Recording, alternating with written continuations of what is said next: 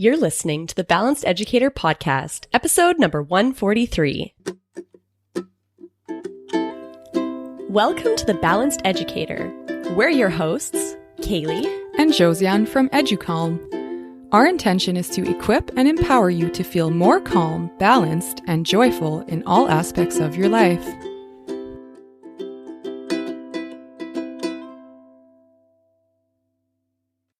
Hello there and welcome. We're so happy to have you here with us today.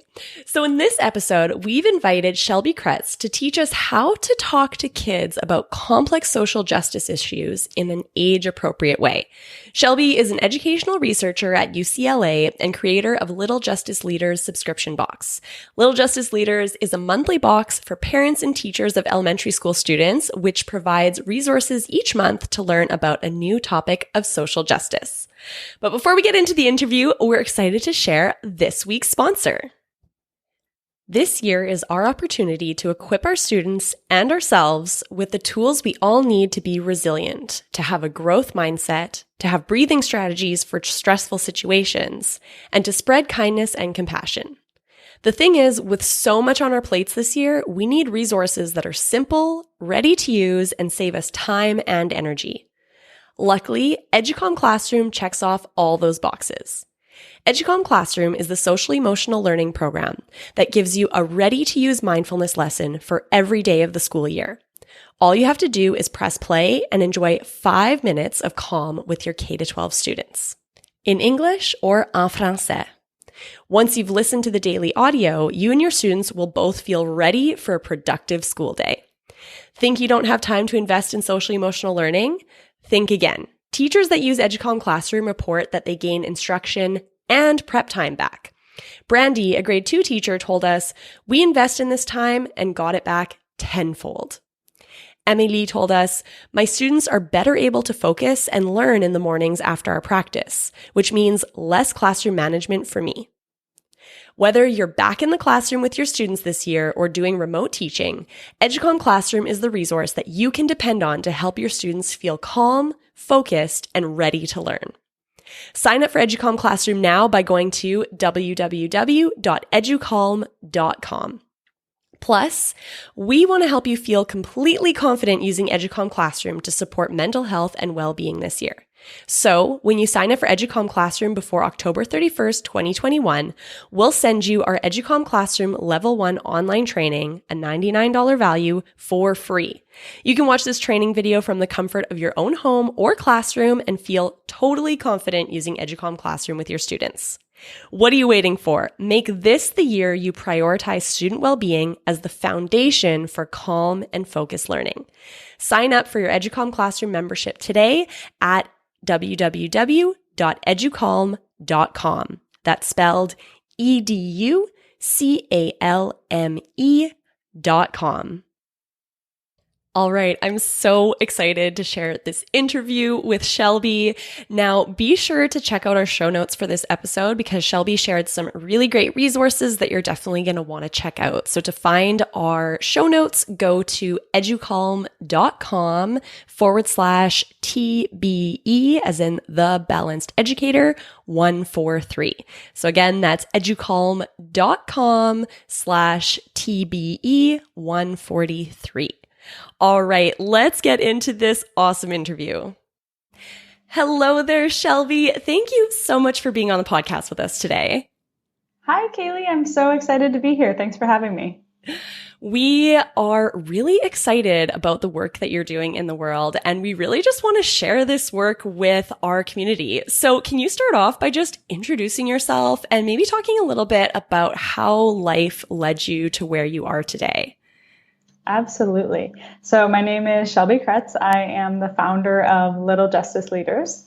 Little Justice Leaders is a social justice education subscription box. So we send monthly boxes to educators and families who want to talk to their elementary school kids about issues of social justice. So every single month is a different theme of justice that we tackle in a way that's age appropriate and kid friendly. And how I've got here. It's been quite a winding road. I started out my career in the nonprofit sector. So that was kind of my first jump into justice. In that way, I was working with an after-school girls program called One Girl that I actually co-founded while I was in my undergrad. So I got a lot of experience and exposure in schools at that time. I was spending a lot of time in schools working with girls, working with the educators, and really learned a lot very quickly about the education system, which led me to a graduate program in education at UCLA after I had worked for a while as a school counselor. And then when I came back to school at UCLA, I was working on my PhD. I'm still working on my PhD in education because I really got very interested in educational inequity and learning and, just kind of the field and the systems of education, particularly in the United States.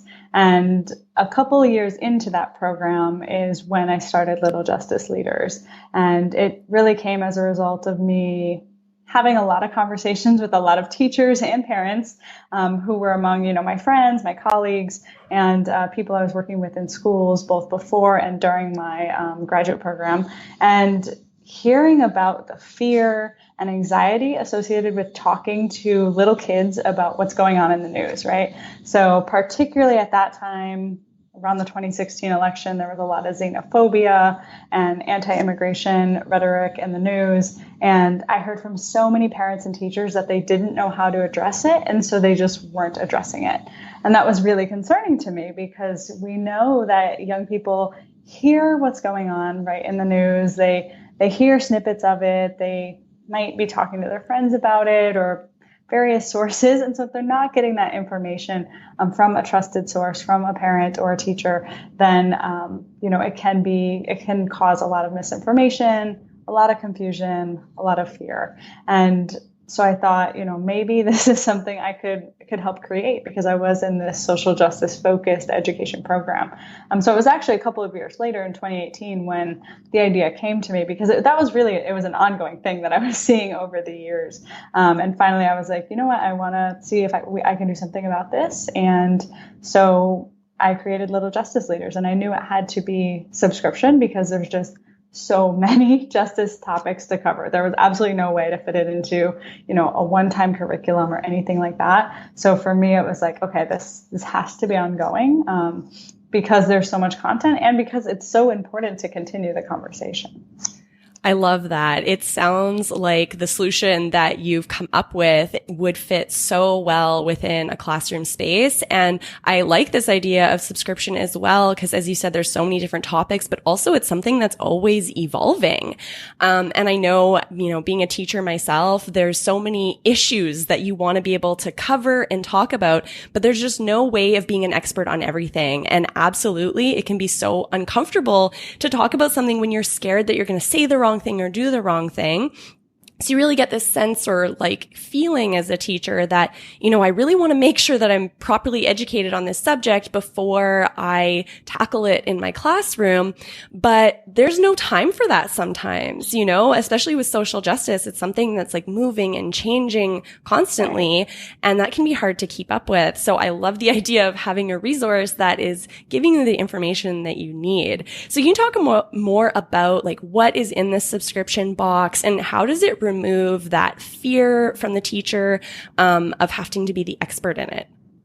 Absolutely. That is such an important point, Kaylee. And one of the, biggest thing that comes up for teachers and for parents, right?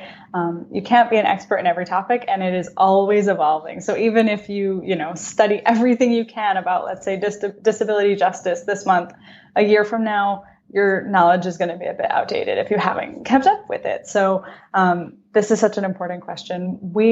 How we structure a box. So every box has a book, a set of lesson plans and a bit of curriculum for teachers, a hands-on activity craft that they can do in the class, a piece of activist art that they can put up in their classroom or in their home, and then a set of information cards for the adult, which might be the most important part. And from our feedback is often the thing that is, most valued by our subscribers because they use those cards to really educate themselves a bit and guide the conversation. So we'll have, actual conversation starters with the exact language that you can use to jump into this, right? A set of tips for, the adult to think about when they're diving into a certain topic, right? Some do's and don'ts, a little breakdown of, best practices and that kind of thing with the topic. Sometimes we'll break down like language considerations, which is a big thing for a lot of social justice topics. We'll kind of dive into all of the things that they need to know to really just get this conversation off the ground. Those cards are everything's meant to educate the kids. We find that in the process, the adults are being educated just as much. And that goes for me every month as well, because like you said, no one can be an expert on every single topic. And how we compile this is by working with those who are experts. So every month, when we have a topic, we identify box leaders, what we call box leaders. And they're folks who identify with the topic personally that we're presenting that month, right? So for example, if we were presenting a box about non-binary identities, our box leaders would personally identify as non-binary. So that's how we define expert, is you have lived experience. And these folks are usually also educators or consultants, or, they work in the space as well.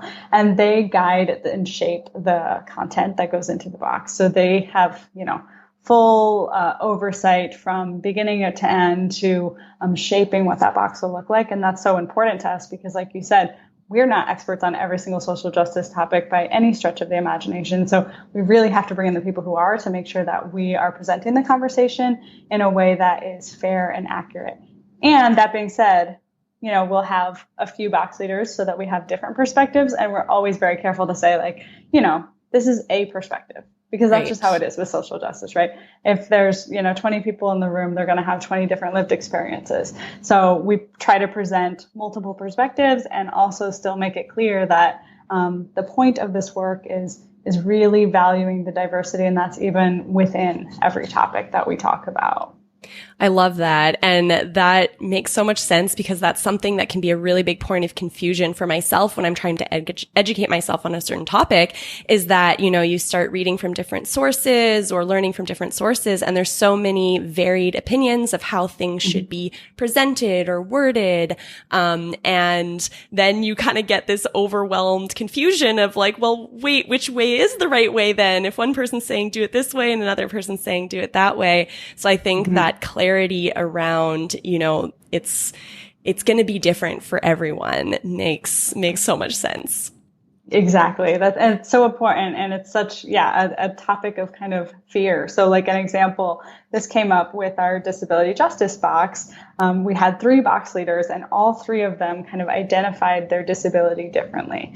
So like one identified as a person with a disability, one identified as a disabled person.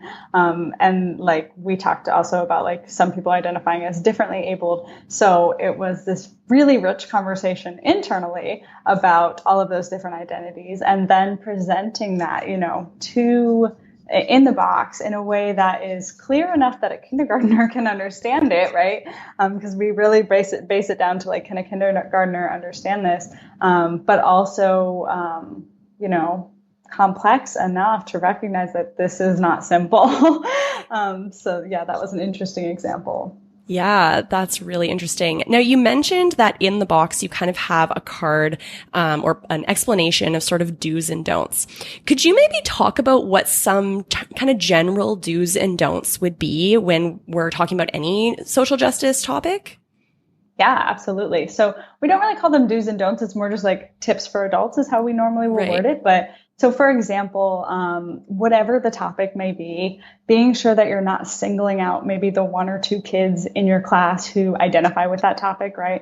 So if the topic's immigration and 2 of your students come from immigrant backgrounds, like not asking them to speak on that experience in particular, any more than you would be asking the rest of the class, because obviously that's just singling them out. Now, on the flip side, and again, this is where it gets complicated, giving them space to share their experience if they want to, right? Because they actually are the experts in your classroom at that point.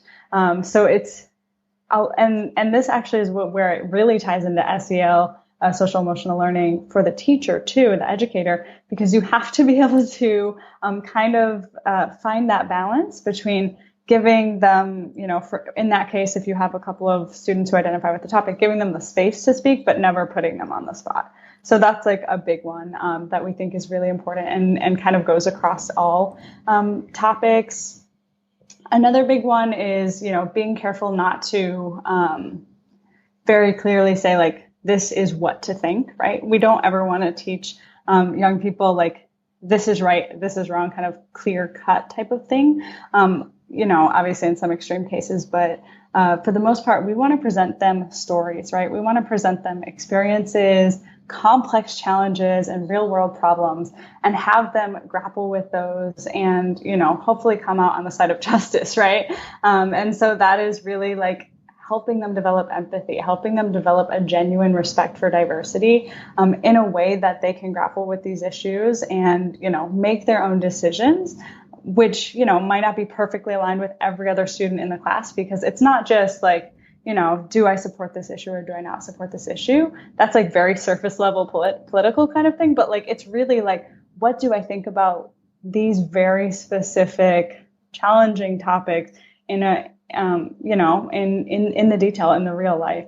And so, yeah, trying very hard not to say like, this is what we think, this is what we believe, but rather like, what do we think, right? What do we believe? Where might we disagree? Even if we agree, on the big picture, where might we disagree? Where does this get complicated? And so, really pushing for that deep level understanding and not the surface level, hey, this is what we're going to believe about this topic. Right. And how do you recommend getting to that deep level of conversation? Because I think that can also be a part where teachers might feel uncomfortable. Like, what if a student in my class says something offensive or wrong and hurts another student in my class? Mm-hmm. That can be scary. You want to make sure you're not allowing space for people to get hurt in the class. So how do you suggest kind of coming up to that worry? Mm-hmm. But no, that's such a good question. And I think it's really about laying the groundwork for the class all year long, right? Because it can't just be like, we haven't laid any groundwork and now we're going to jump into this very polarized conversation about racism, right? Because then you have no foundation to work with. So it really is setting up a culture in the classroom of, inquiry, a culture of curiosity, openness, debate, healthy debate, respect, inclusion, diversity, all of those very foundational things that you can kind of set as the standard. And part of that, which I think is the part where a lot of educators maybe skip over, is being very upfront in the very beginning of the year. Or, if you missed it in the beginning of the year, you can still do this later. It's okay. Please just do it. Having an honest conversation with the students about the fact that you might be wrong at times, and you might say the wrong thing at times, and that you are open to being called in too. So part of that is having a conversation about what does it mean to be called in, right, in the classroom. And just, for anyone who hasn't heard that term, being called in, kind of the opposite sort of the call out culture. So the call out culture is kind of the culture of, often publicly shaming a person who has said or done the wrong thing, usually around a topic of justice. There's a time and a place for that. The classroom with elementary school kids is not the time or place for that. I would argue almost ever. So, talking about what does it mean as a class to call people in and having this conversation before the call in ever needs to happen, right? So the call in is a respectful opportunity to say, hey, I don't think you meant it this way, right? I'm assuming good intentions, but here's how what you just said might affect some people in this class or some people outside of this class. And here's why. So let's talk about that. And, but you have to set up the, classroom culture ahead of time to foster that kind of, commitment to dialogue, because otherwise the first time someone's called in, even if it's done in a respectful way, it can really shut them down and, embarrass them. So rather creating that culture and putting yourself as the educator, as the adult in the center of it. So saying, I want to be called in, right? Right. I want, and sometimes I really recommend an example that's easy, to use with really young kids is I'll say, I'm working on my use of the phrase, hey guys. right? The phrase guys as a general, word to use to be talking about folks of all genders. And so, if you're a person who tends to use the phrase guys, that's been a challenge for me because I'm from the Midwest. It's very ingrained in our culture.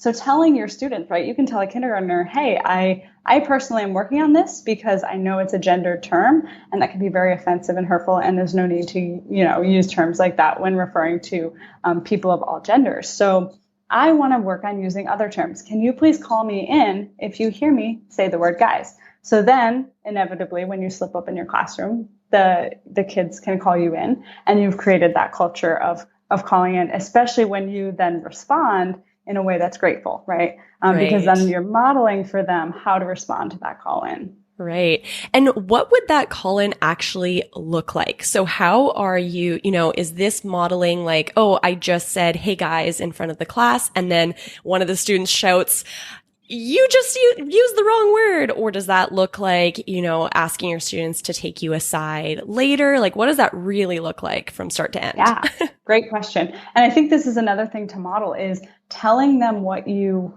prefer. So in this case, I would really recommend to teachers, especially elementary school, to ask them to do it publicly, right? Because then the other students get the chance to see your response. Say like, hey, raise your hand and be like, hey, Miss so-and-so, you said, guys, we're not supposed to be using gender language in our classroom. And then as the educator, you say, thank you for calling me in on that.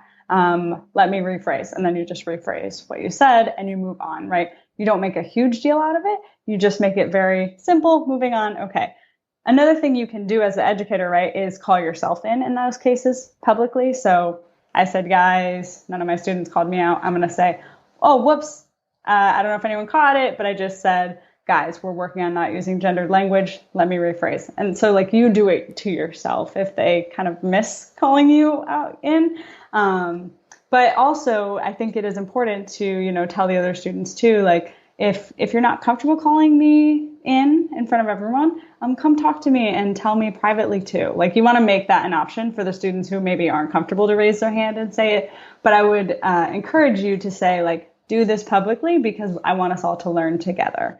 And then I think also on the flip side, it's important to say sometimes in this class, we'll have to call you out or call you in as a group because it will move the dialogue forward, right? It'll move the conversation forward. And certain things do have to be addressed in the moment. So setting that frame of like, sometimes it has to be, it's not public, right? We're not doing it in front of everyone. We're doing it as our unit, right? As our community and make it a very like in-group feel of like, this is a safe space. And so it's laying the groundwork to have a space like that. That's amazing. And I am just imagining how good that would make students feel coming into a classroom and learning that like, I'm allowed to make mistakes. And I think that must be really huge in teaching about social justice is that it's kind of, we will make mistakes. And as things evolve, we'll learn from those mistakes. And I imagine that as a subscription box, with each box, you're learning something new. And so you're going to be recognizing that, oh, I was doing things wrong in the past. And so is it a monthly subscription box? Yeah. So every month you're kind of working on something new. And what a growth mindset that's demonstrating to students and how we can always continue to evolve and better understand and better relate to those around us. Absolutely. And that's the goal. I hope that that's happening. And I hope that they're talking about it in the class too, right? Like, hey, class, remember when we were talking about this a few months ago? Well, now we're learning something new. We're learning a different perspective on it. Maybe, we should change how we do it moving forward. Like that iteration is really, part of the goal that I hope is happening. Yeah, that's so great. So in your subscription boxes, you always have a book. And so I'd love for you to explain, why did you choose to approach these topics through a story rather than say a headline in the news? Yeah, that's a great question. I think the biggest thing is really finding a way, because these can be very complex and heavy topics, right? And it can be heavy for us as adults, but especially for, elementary school students, finding a way to connect to them. Story does that so well, in a way that they can put themselves in a character's shoes to really, try to empathize and understand what's going on. They use books to really like make sense of topics even. So like, even if it's not, usually it's a story, and sometimes it's more of a reference book, right? So maybe it would be like a book of like 30 amazing women, and stories of what they did, right? So, but I think kids can connect through those kinds of stories, and it makes it tangible. It makes it real, in a way that, headlines might be so much more scary, or just disconnecting, right? Like, where they might not feel as much excitement or joy through that kind of thing. It's important to us that it's also fun, because we know that that's when learning happens the most. Yeah, that's so awesome. I love that. It makes so much sense. Yeah, when you're reading a story, you can connect to that character. And then if you can see that, experience, you can put yourself in that space of how would it feel if I was that character. It makes so much more sense than, presenting it as this external topic that kind of happens to someone out there, rather than seeing it through their eyes, through a story or a book. That's really interesting. So one thing that I've been recognizing in myself over the past couple of years is that the news causes me stress and anxiety, and I've really had to moderate and limit my intake of news because it just wasn't allowing me to function super well. I was just feeling so bogged down by the state of the world, but then felt this guilt that, well, I still need to know what's going on so that I can speak to these topics with my students. How would you recommend I move forward and to find this balance? That's a great question. I also really don't love the news as a source in general, because it is so draining. What I have done, and works so well for me, I highly recommend find 5 to 10 or maybe even more accounts on social media. So for example, I use Instagram, that are really experts in this space and know what they're talking about, and follow them and watch their stories every day. That's the probably greatest source of news and information I get on all things social justice. And the beauty of that is that I get the great things too, right? It's not just the news, which is often like the doom and the gloom and all of the sad things, because these are real people who are posting real useful resources and stories and positive things too, right? And then, of course, it's mixed in with the rest of my social media feed too. So it's not quite as draining as just like, reading all the headlines. So that's where I get the majority of my social media or my news information. But of course, a side note, you have to be like mindful of who you're following, right? You need to make sure they're a credible source. So it took some time to find some accounts that I really trust, who have great insight, really, good ideas, thought-provoking topics, are a range of different social media or social justice topics. So it's not just, I'm not just getting kind of one slice of it. And that's allowed me to get the information I need to stay up to date on justice, which is what's important to me, without being bogged down by like the sadness all the time. When you are looking for, say, new accounts, or you come across an account that you think that you might follow, what are maybe some like rules of thumb that you have to verify if this is the right source to be following? Yeah, I think sometimes it's a bit of trial and error, right? Follow them, see the kind of content they're posting. Careful not to, base that on your feelings, right? Because it can be, difficult if you're following an account and they're saying things that might be a little bit like offensive or to you because it's calling you in, right? So don't do it just based on your own feelings, but a little bit of fact checking. I think another big thing is finding a couple of trusted sources and then seeing who they look to as sources, right? Who are they recommending? So like, for example, I'll start with one account, let's say Teach and Transform, and Liz will often recommend other accounts to follow. And I trust her and her content. So then I'll often, trust and follow the folks that she recommends. One really important caveat to this is making sure that you are respectful as a follower, right? I never want to send folks to follow accounts without saying, one, do not, DM them with your questions, right? They're not a resource. They're a human being offering free content. Absolutely do not be in their inbox expecting their time and their energy for free. Pay for their paid programs if they offer them. And if you can't do that, just sharing their content, help, engaging with their work, finding ways that you can help and support them and uplift them, even if you can't financially pay. But if you can financially, investing in their program, if they have Patreon, something like that, that is so important to me because, they're providing their time, their energy, their effort, their research to help educate you. So just being very, very, very respectful. I cannot stress enough to not be in their DMs with, questions that you could find on their page or on Google, or with, controversy or calling them out on anything they've posted, anything like that, because that is truly a huge issue that we see all the time. And I don't want to send anyone to any accounts that they're going to behave that way.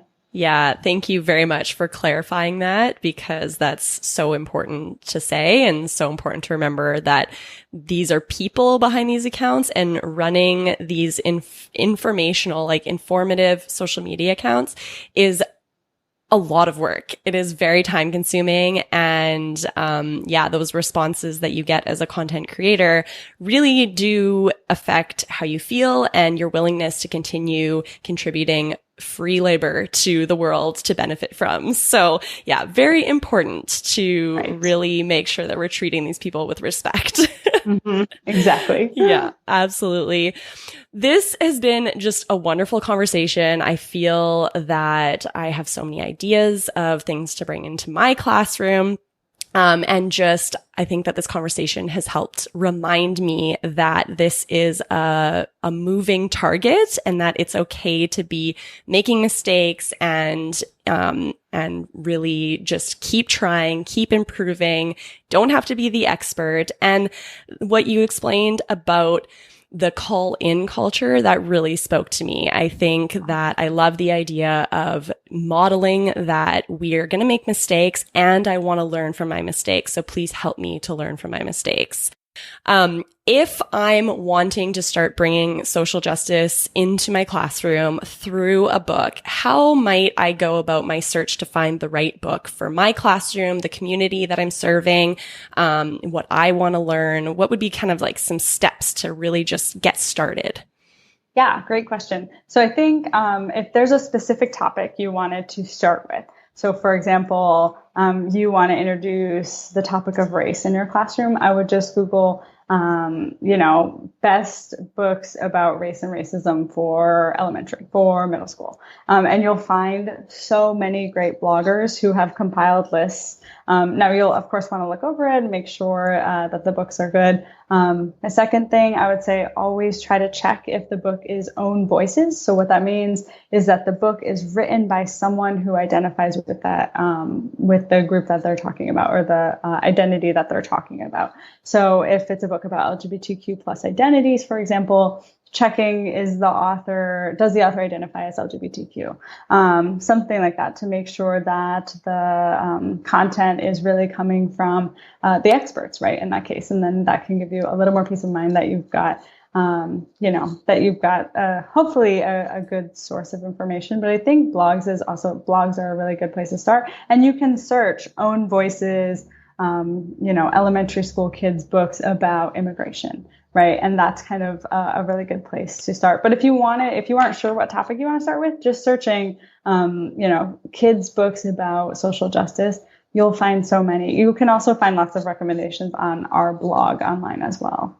Awesome. That's super helpful. That keyword search is really helpful to know where to start in, a sea of information. So really great. Now you do the work for teachers by weeding out what is good, by creating resources that are easy to use. So I'm sure lots of our listeners are going to want to find out more about Little Justice Leaders. Can you talk about where they can find you and how the subscription box works, how a teacher can start using this in their classroom? Absolutely. So you can find us on our website is littlejusticeleaders.com. So just, type in littlejusticeleaders.com. You'll find more information about our boxes. You can sign up right away. If you sign up now, you'll start getting your box right away next month. So, you'll get it every single month, and you have options to sign up month to month or 3 months, 6 months. So you have lots of options that will fit with your budget and your time frame, and you can cancel at any time. So we never lock anyone into contracts, and we also have 100% satisfaction guarantee. So more than happy to give a refund if it's not helpful, because all we want to do is provide content that's helpful, right? So please check it out, try it out if you're interested. And if you're maybe not ready to actually subscribe for the boxes yet, I would say please join our mailing list, which you can find on our website. And maybe more importantly, check out our Instagram. It's at Little Justice Leaders. And we try to give away tons of free stuff for educators and families every single month to help kind of get those conversations going, give you a place to start, right? All of these questions about books, resources, where to start. You can find that all for free on our Instagram. Just kind of scroll back through our feed, check out our blog, and it'll give you a place to start, because our goal, of course, we're always trying to put out as much free content as we can, because we know that not everyone can actually subscribe for the boxes. Awesome. That is so great. I can't wait for everyone to go check it out. One last question. Do you ship internationally? We do ship internationally, but the shipping isn't free internationally. Shipping is free within the US. Okay, good to know. Awesome. Well, Shelby, thank you so much for sharing your time with us and for all the work that you're doing in the world. It's so needed, and it's just always so great finding resources that make a teacher's job easier, make it easier to bring the things that are important to them into the classroom without them necessarily having to be the experts. So this is so great. Such a helpful conversation. Thank you, thank you, thank you. Yes, thank you, Kaylee. This was awesome. All right. Again, you can find the show notes for this episode at educalm.com/TBE143. So educalm is spelled EDUCALME. That's educalm.com/TBE143. 143. So on that page, we will have all the links to Little Justice Leaders website, where to find their blog, how to connect with them on Instagram. They have wonderful resources, great blog posts that can be very helpful. And of course, if you want to subscribe for their subscription box, you can do that on their website too. All right. If you found this episode useful and helpful, if you enjoyed it, please share it with a friend or colleague that you think would enjoy it too. Thank you so much for sharing your time with us. We appreciate you and all the work you're doing in the world. Have a fantastic week.